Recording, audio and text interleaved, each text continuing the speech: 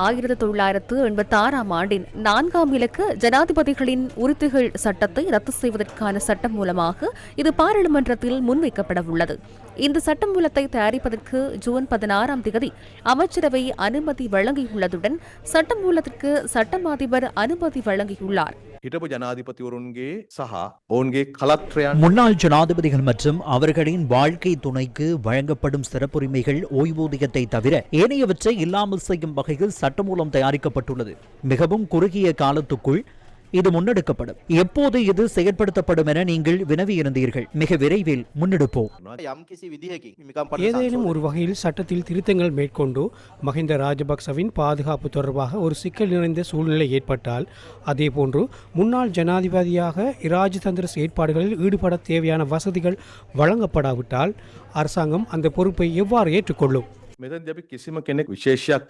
நாம் இங்கு யாரையும் சிறப்பாக நடத்தவில்லை. தற்போது உயிருடன் உள்ள ஜனாதிபதிகள் மற்றும் அவர்களின் மனைவிகள் தொடர்பில் பொதுவாகவே தீர்மானங்கள் மேற்கொள்ளப்பட்டுள்ளன. முன்னாள் ஜனாதிபதிகள் மாத்திரமன்றி நாட்டு மக்களின் பாதுகாப்பு தொடர்பிலும் அரசாங்கத்துக்கு பொறுப்புள்ளது. அது தொடர்பிலும் தொடர்ச்சியாக பாதுகாப்பு பேரவையில் கலந்துரையாடப்படுகிறது. புலனாய்வு பிரிவின் பாதுகாப்பு அறிக்கை தொடர்பில் கவனத்தில் கொள்ளப்படும். முன்னாள் ஜனாதிபதிகளின் பாதுகாப்பு தொடர்பிலான அறிக்கையின் பிரகாரம் தீர்மானம் மேற்கொள்ளப்படுகிறது. முன்னாள் ஜனாதிபதிகளின் பாதுகாப்பு தொடர்பில் நீதிமன்றத்தினால் வழங்கப்பட்ட தீர்ப்புகள் காணப்படுகின்றன. இவை அனைத்தினையும் பார்க்கின்ற போது கோட்டாபய தொடர்பிலும் வினவியிருந்தீர்கள். அவர் அந்த நேரத்தில் பாதுகாப்பு செயலாளராக செயற்பட்டார். இவை அனைத்தினையும் கருத்தில் கொண்டு இதனை நடைமுறைப்படுத்துவோம்.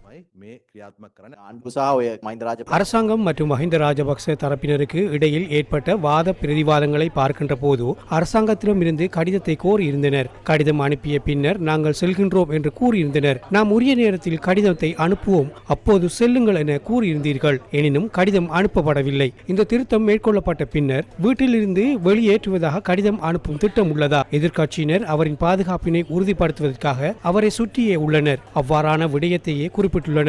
அவ்வாறு ஏதேனும் ஏற்பட்டால் என்ன செய்வீர்கள்? முதலில் நாம் சட்ட ரீதியான விடயங்களை முடிவுறுத்துவோம். பாராளுமன்றத்தில் சட்டத்தை நிறைவேற்றிய பின்னர் அவை போதுமானதா என பார்ப்போம். கடிதத்தை அனுப்ப வேண்டி ஏற்படுமா?